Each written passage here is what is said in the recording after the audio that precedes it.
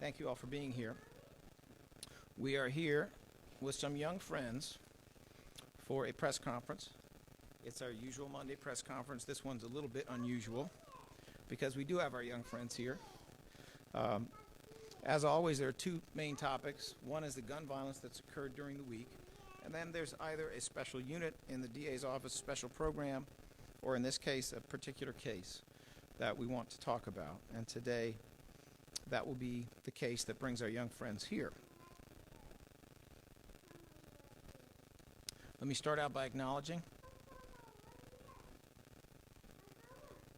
some of the people who are here. We have with us Robert Listenby, who's the first assistant at the DA's office. We are hoping soon to see Chesley Lightsey, who is at a hearing but hopes to be here before the conclusion of this press conference. We have Assistant District Attorney Jeff Hanowski of our Homicide and Non-Fatal Shooting Unit, who was the primary attorney very capably handling the case we are going to discuss today. We have the Reverend Myra Maxwell, who is the director of our DAO's CARES program. And we have Heather Arias, who is the Director of Victim Services with the AVP, the Anti-Violence Partnership of Philadelphia. Heather has worked closely with the family of Nikolette Rivera, who is the young girl who died in the case we're going to talk about. We have with us Joan Ortiz, the mother of Nikolette, Carmen Ortiz, the grandmother of Nikolette. And we are also grateful, although he's not here, to the Reverend Dr. Kevin R. Johnson, who's the lead pastor at this beautiful church, the Dare to Imagine Church. Let me go quickly to some information about gun violence during the prior week, and that week is August the 14th through August the 20th. Homicides to date are at 345. This day last year, they were at 291. That is obviously terrible. It's also an increase of 19% over last year. But I do want to put that in context. When we all were here at a press conference a couple of months ago, the increase over the prior year was about 38%. And then it was about 36%. And then last week it was about 25% or about 24%. And so we find the increase of 19% to be at this point part of a short-term pattern of reduction in the increase over last year, which certainly presents a ray of hope. Does it mean that this problem is coming under control? No, it doesn't mean that. I would be misleading you. I would be lying to you if I told you that we can read a whole lot into a few weeks. This last week was not especially positive in relation to the normal number of homicides that we have seen. There were 10 homicides, and there were 27 non-fatal shootings. That number of homicides is about typical during the pandemic period. We usually see about 1.5 homicides per day. But it comes after a few weeks when we had 3 homicides, or 5 homicides. So we do see that there has been some reduction, and we don't know what it means. We can only hope that we are headed in a better direction as society starts to open up, as we get closer to having open classrooms in the city of Philadelphia. There were 161 gun or gun violence incidents during August the 14th through 19th. And I'm saying the 19th rather than the 20th due to some statistical issues happening with the police department, Philadelphia Police Department, which is the source of a lot of this data. Of the 161 gun or gun violence incidents, there were 63 arrests made by law enforcement, resulting in 60 cases being opened by the Philadelphia DA's office. Sadly, I can describe additional shootings, but I'm going to try to do that briefly because we do have some young friends with us here today. There's a double shooting early Sunday morning on the 5500 block of Wayne Avenue. Anyone with information on that, please provide it to 215-686-3354, which is the number for Northwest Detectives. There was also a quintuple shooting, a shooting of 5, on August the 19th at about 5:37 p.m. on the 5100 block of Germantown Avenue in the 39th Police District. Anyone who has information on that shooting, which does include a homicide, please provide it to 215-686-3334. Some of the people who ended up wounded or in one case killed among that group were 62, 28, 41, 29, men and women. 215-686-3334, please provide any information you have, because this does have to stop. Anyone who is in need of services relating to a shooting or a killing that has occurred in your family, please contact our CARES unit at 215-686-8019. And now I'd like to go straight to the other topic that brings us here today.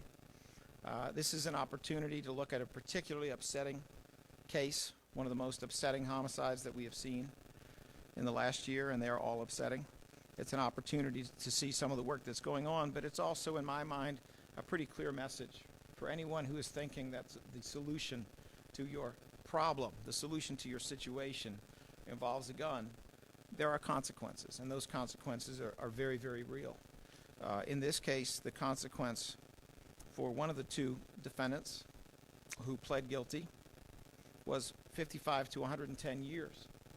And this is someone already well into his 20s.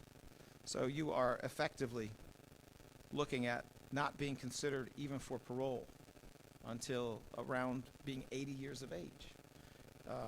Should that parole be denied, which it might be, you are looking at a life sentence, and that's even on a guilty plea under these circumstances. So it is a tribute, I think, to the good work that our office has done with Philadelphia Police in solving these shootings. I think it's a tribute to the good work our homicide non-fatal shooting unit has done, along with our victims advocates, in looking out for families that have suffered terrible losses, in being skilled and careful about how we put together prosecutions, and having a case so strong that the defendant didn't even want to trial.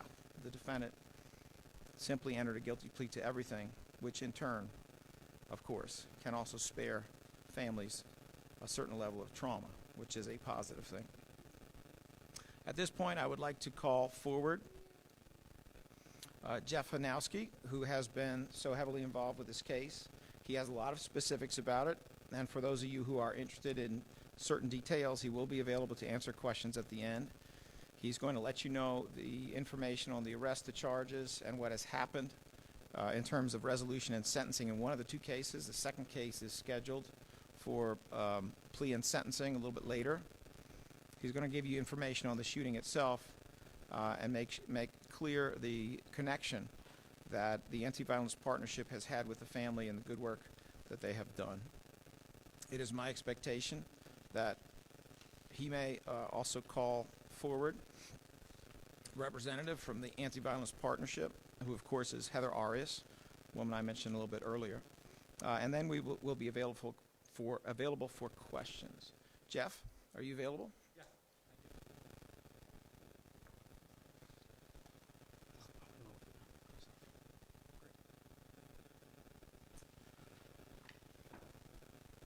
Good morning, everyone. Just want to acknowledge first and foremost the family of Nikolette Rivera, who is here today. Joan, her mother, Carmen, her grandmother, as well as her brothers, Liam, Nikolai, and Christian. I also want to acknowledge Heather Arias, who works with the Anti-Violence Partnership and who is the Director of Victim Services with the families of murder victims. She's been very instrumental in this case, been very helpful to me, and I know to the family, and I do appreciate her being here. Also not present was Gabrielle Rainey, who also works with families of murder victims. She had court obligations today and couldn't be here, so I want to acknowledge her. And I lastly want to thank the detectives who worked on this case, particularly Detective Earl Martin, who was the assigned detective, and all the other detectives who worked with him. They did a fantastic job on this case, and a lot of credit should go their way. Let me start off by telling you how we got here. Back in October 20th, 2019, at around 2 o'clock, defendant Tayvon Thomas and a co-defendant by the name of Freddie Perez went to the location of 426 Clearfield Street in North Philadelphia. That's Clearfield and Bodenock Street. And when he got there, Tayvon Thomas was armed with a high-powered rifle, and Freddie Perez was armed with a .40 caliber handgun. And when they went to that location, they went there for one purpose in mind, and that was to shoot individuals who were part of a drug gang that they had been in before they got arrested. And they saw a black-colored SUV, which they believed to be operated by someone who was involved in that organization. They began firing on that multiple times, striking that vehicle. That vehicle eventually did flee. Also outside at that time were two other individuals. An individual who was in a wheelchair by the name of Javier Silva, and a female, a juvenile, 14-year-old by the name of Charlene Ruiz.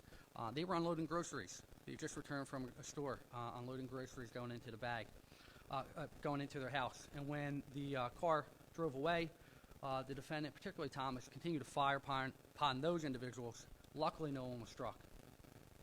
About an hour later, around 3:30, Joan Ortiz was at her home waiting for a carpet cleaner by the name of Eric Antayev, who was scheduled to come and clean the carpets. While she was waiting for him, she was waiting in her living room by the front door, holding Nikolette Rivera, who at the time was 2 years old. Mr. Antayev came in. There was a brief discussion about, I believe, parking situation when the defendant, Tayvon Thomas, came around with that high-power rifle and began firing into the house. Fired into the house, believing that the person, the male he saw, was Nicolette's father, who was one of the potential targets. Unfortunately, Nikolette Rivera was struck in the head. She was killed instantly. Ms. Ortiz was struck while holding her daughter, and the carpet cleaner as well, Mr. Antayev, was struck in the stomach. Also inside the house, but not struck, thankfully, was Carmen and the other children. The defendant eventually was apprehended by police after investigation. He did give he was interrogated, was Mirandized, interrogated, and did confess to the shooting and his involvement. While he was in custody in May of 2020 for this very case, he was locked up in a cell, I believe in protective custody, when some correctional officers noticed that he was flooding his cell. He was being disruptive. When they tried to get him to stop that, they used verbal tactics to try to subdue him. They then also tried to employ OC spray or pepper spray. That didn't work.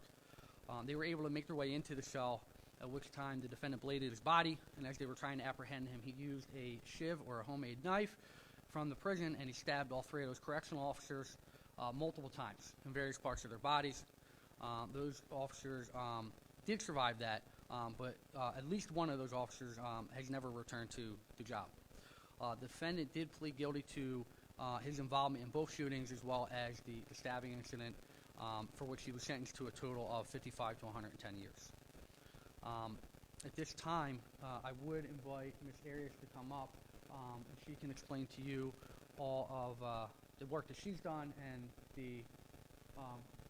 her group has been involved heavily in this case, and all the work that they've done.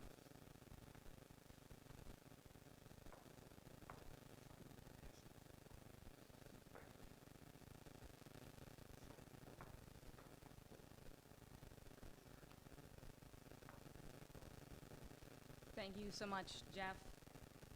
And I wanted to start off with acknowledging the family. I've been working with them since 2019, and I can't express the amount of courage and strength and resilience that they've shown, showing up to every painful hearing, every listing. They've been there courageously, so I wanted to acknowledge that. And thank you for allowing me to be a part of this. It's an honor to be able to serve you all. And I also want to thank the District Attorney's Office of Philadelphia. Since the preliminary hearing, pretrial conferences, down to the plea, this case has been worked on with several prosecutors, paralegals, and I know this was very difficult for all of us, this case in particular. But thank you all. This case from the beginning has been taken care of with the most respect by each prosecutor, each person working on this case. Respect, love, patience. So I can't thank you all enough. Again, the District Attorney's Office did a phenomenal job in bringing some justice to this family. Thank you again.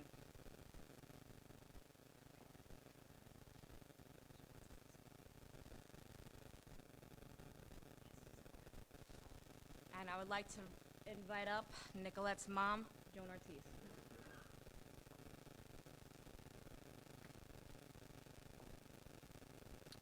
I don't have much to say, but thank you for bringing justice. And I just want to send a message. Before you pick a gun up, just realize you're not only taking someone's life, but you're also taking your own.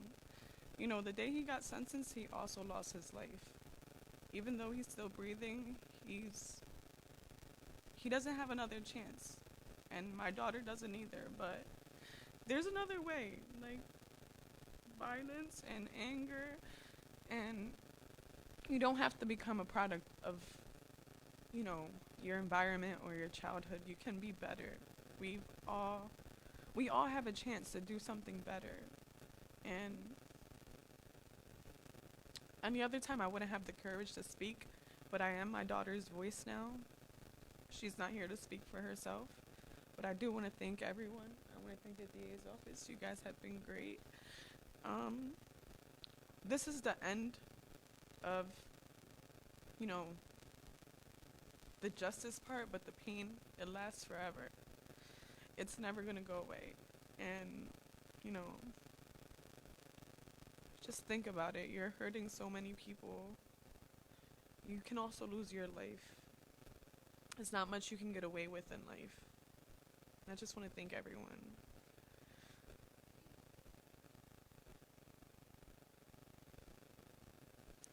Thank you so much, Joan. Are there any questions?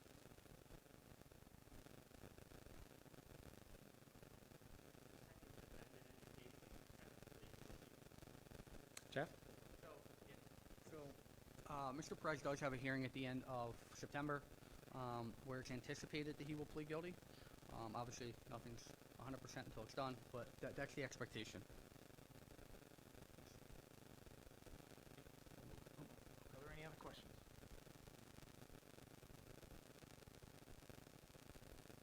All right, thank you. All right. There being no additional questions, this will call to an end this press conference. I do want to mention an idea that has come forward. I think this may be a good time for it. I've had a short conversation with some of Nikolette's brothers. Apparently, they really like scooters, and they like bicycles. Well, there has been an effort in my office for some time, a pretty serious discussion about prevention in terms of cycling. And I say that because there are other cities, there are other states where there are enormous competitive leagues involving cycling of different types. Colorado, for example, has a couple thousand kids, and they are not rich kids. A lot of those kids can't even afford a bike, but they have a couple thousand participating in a very intense way. Something we haven't done well in Philadelphia yet. So the Philadelphia DA's office is looking for partners. It is looking for bicycle companies. It is looking for nonprofit organizations that support cycling. It is looking for some of the very talented young people in Philadelphia who can do the most amazing tricks on bicycles that I definitely cannot do myself. We are looking to sit around a table to talk about it and to find funding for that. And we're looking to try to bring that to Philadelphia. Are there any other questions? All right. Thank you very much.